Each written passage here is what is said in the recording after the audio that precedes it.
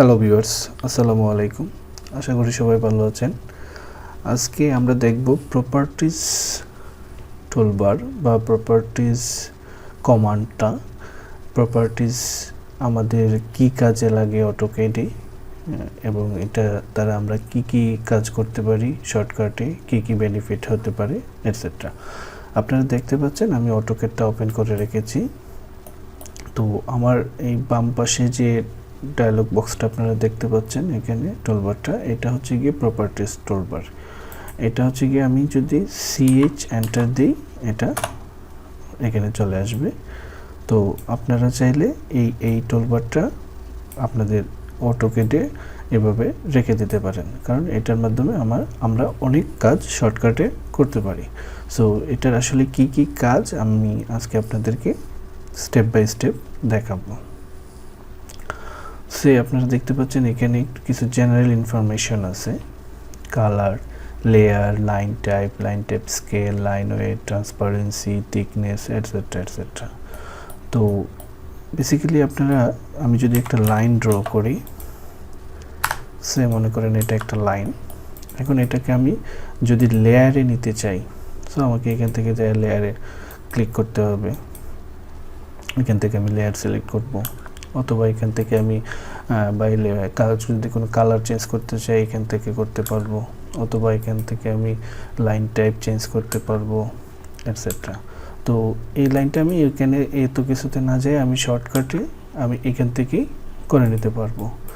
এখানে আমি just অবজেক্টটা select করলাম, সেটা লাইন হোক বা কোনো রেক্ট্যাঙ্গেল হোক, আমি জাস্ট লাইন বা রেক্ট্যাঙ্গেল এটাকে আমি বাই লেয়ারে আছে।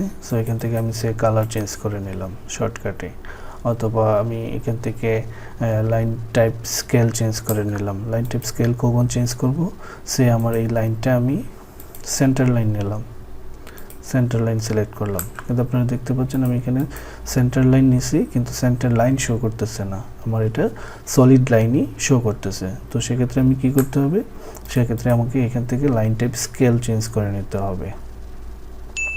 এটা 1 আছে, এটা আমি যদি 0.1 দিই আপনারা দেখতে পাচ্ছেন আমার লাইন টাইপ স্কেলটা চেঞ্জ হয়ে গেছে। এটাকে যদি আমি আরও ছোট করতে চাই 0.05 দিলে এটা আরও ছোট হয়ে যাচ্ছে।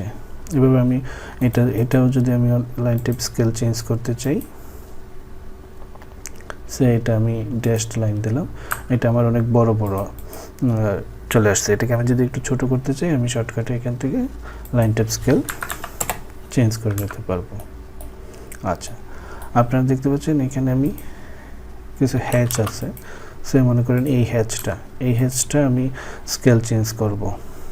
এটার স্কেল আছে 0.1, এটা আমি ডাবল ক্লিক করে হ্যাচ ডায়লগ বক্সে যেয়ে তারপরে এখান থেকে এত ঝামেলা আমার করার দরকার নেই, আমি জাস্ট এখানে ক্লিক করব। এখানে আমার শর্টকাট দিয়েছে, এটা আমি 0.1 করে নিলাম। এটা লাইন টাইপ স্কেল চেঞ্জ করছি, এটার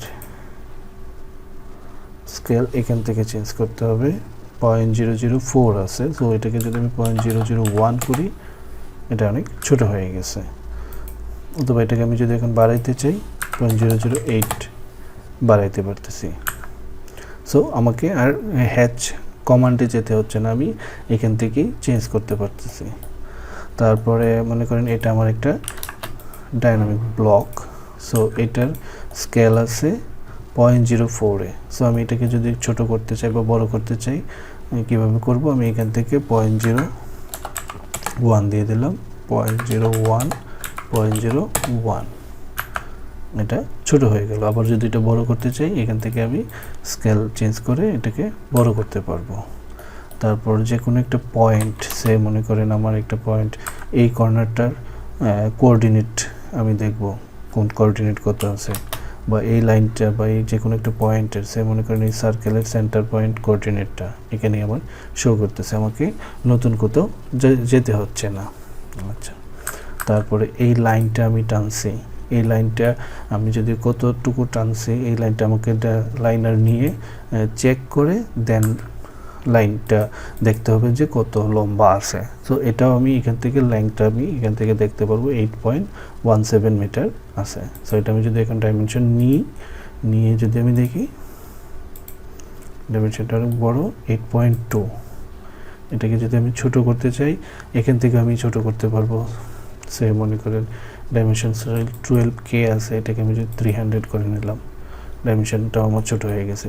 এটার জন্য আমাকে না হলে আমাকে অ্যানোটেটে যেতে হতো, তারপর এখান থেকে চেঞ্জ করতে হতো, অনেক সময় সাপেক্ষ হতো। এরকম ছোট ছোট যে কমান্ডগুলো এখানে আমরা কাজ করার সময় যদি এই ক্ষুদ্র সেকেন্ড 2 সেকেন্ড 3 সেকেন্ড যদি আমাদের সেভ হয়, তো ওভারঅল কাজ করতে গিয়ে আমাদের অনেক টাইম সেভ হয়।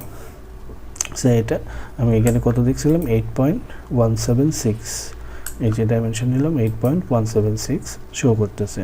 সো এই ডাইমেনশন স্টাইলটা আমি এখান থেকে ইজিলি চেঞ্জ করে নিতে পারতেছি, আমাকে মেইন অপশনে যেতে হচ্ছে না। তারপরে সে আমি এই টেক্সটটা বড় করতে চাচ্ছি, এখানে টেক্সটের এখানে ডাইমেনশনটা সিলেক্ট করলে ডাইমেনশন রিলেটেড যে ইনফরমেশনগুলো আছে সব এখানে চলে আসতেছে। এখান থেকে আমি ইজিলি সব কিছু চেঞ্জ করে নিতে পারবো।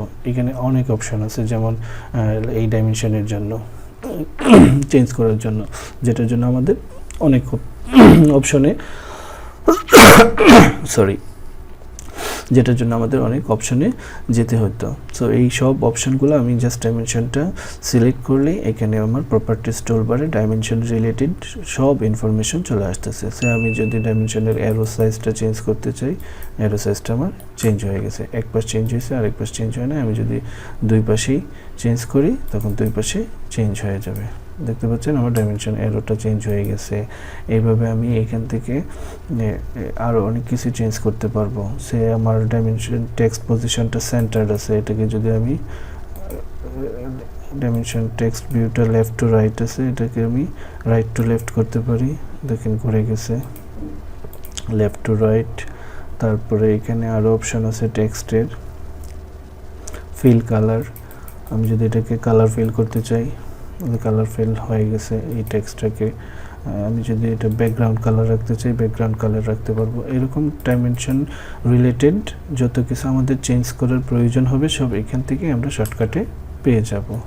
আচ্ছা, তারপরে হচ্ছে কি সে মনে করেন টেক্সটের ক্ষেত্রে, এই টেক্সটটা আমার একটা টেক্সট, এই টেক্সটের ক্ষেত্রে টেক্সটটা যখন আমি সিলেক্ট করব টেক্সট রিলেটেড সব সেটিংসটা আমার এখানেই চলে আসবে। সো আমি যদি টেক্সট স্টাইলটা চেঞ্জ করতে চাই, এখান থেকে আমি এরিয়াল দিলাম, আপনারা দেখতে পাচ্ছেন আমার টেক্সট স্টাইলটা চেঞ্জ হয়ে গেছে।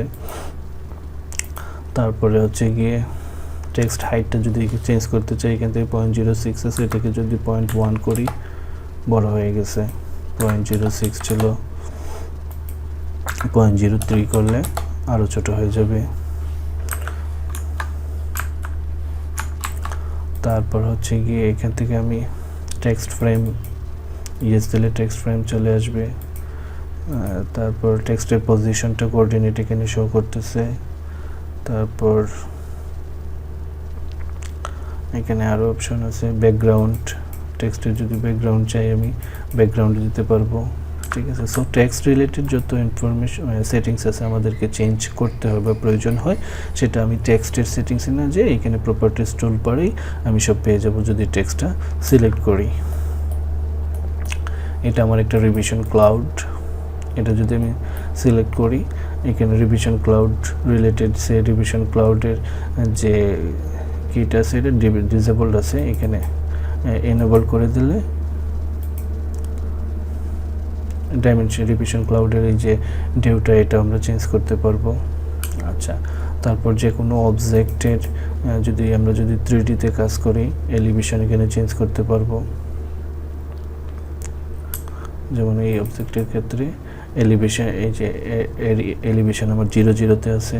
ঠিক আছে, এরিয়া এই রেক্টেঙ্গেলটার এরিয়া কতটুকু আছে এটা যদি একটু আমরা যেরকম দেখলাম একটা লাইন সিলেক্ট করলে লাইনের লেংথ শো করে, তেমনি আবার একটা রেক্টেঙ্গেল বা একটা এরিয়া বা ট্রায়াঙ্গেল হোক যে কোনো কিছু এটা সিলেক্ট করলে তখন এটার এরিয়াটাও আমার শো করবে 6.05। আমি যদি এটাকে এরিয়া চেক করতে চাই, এরিয়াটা এই যে 6.05 এখানে শো করতেছে। সো আমার এটা এই অপশনে যাওয়ারই দরকার নেই, আমি জাস্ট এখানে সিলেক্ট করে এখানে এরিয়াটা দেখতে পারবো। তারপরে এই সার্কেলের ডায়ামিটার কত আছে, রেডিয়াস কত আছে, রেডিয়াস আছে 0.83, ডায়ামিটার আছে 1.66, সার্কামস্ট্যান্স দ্যাট মিনস পেরিফেরি, এই সারফেসের আউটলাইন পেরিফেরিটা কত লেংথ আছে, চারপাশে আমি যদি এটার মেজারমেন্ট কাউন্ট করি তাহলে পেরিফেরিটাতে 5.2 মিটার আছে। তারপর ডায়ামিটার 1.66, রেডিয়াস 0.83। আমরা যদি একটা ডায়ামিটার চেক করি, ডায়ামিটার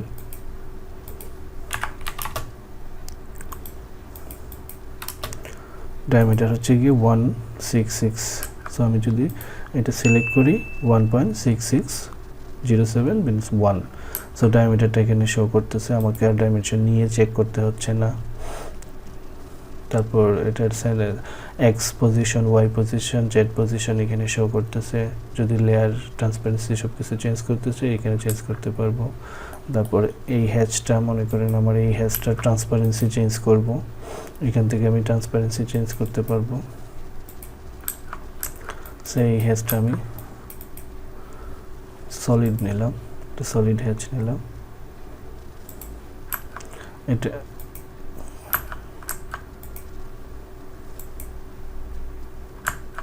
এটা একটা সলিড হ্যাচ। এটার যদি এখন ট্রান্সপারেন্সি চেঞ্জ করতে চাই 50%, আপনারা দেখতে পাচ্ছেন এটা ট্রান্সপারেন্সিটা চেঞ্জ হয়ে গেছে। এটা আর একটু ভালো করে বোঝার জন্য আমি যদি এটা নিচে একটা টেক্সট রাখি, এই যে একটা টেক্সট রাখলাম এবং হ্যাচটাকে যদি আমি উপরে নিয়ে আসি, আপনারা দেখতে পাচ্ছেন এটা টেক্সটটা দেখা যাচ্ছে।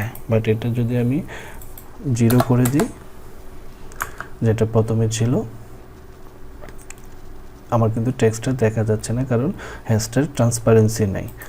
তো এটা যদি আমি ট্রান্সপারেন্সি করতে চাই 50% দিলাম, ট্রান্সপারেন্ট হয়ে গেছে 50%। আপনারা দেখতে পাচ্ছেন টেক্সটটা শো করতেছে। এটা যদি আমি 90% ট্রান্সপারেন্ট করি, টেক্সটটা আরও ক্লিয়ার হয়ে গেছে। সো এটা আমার সলিড হ্যাচের ক্ষেত্রে হবে, অন্য কোনো কিছুর ক্ষেত্রে হবে না তা কিন্তু না, এটা যে কোনো কিছুর ক্ষেত্রেই আমি এটা ট্রান্সপারেন্ট করতে পারবো। সো এই হ্যাচটা আপনারা দেখতে পাচ্ছেন। আর পাশে আমি আরেকটা হ্যাচ যদি রাখি,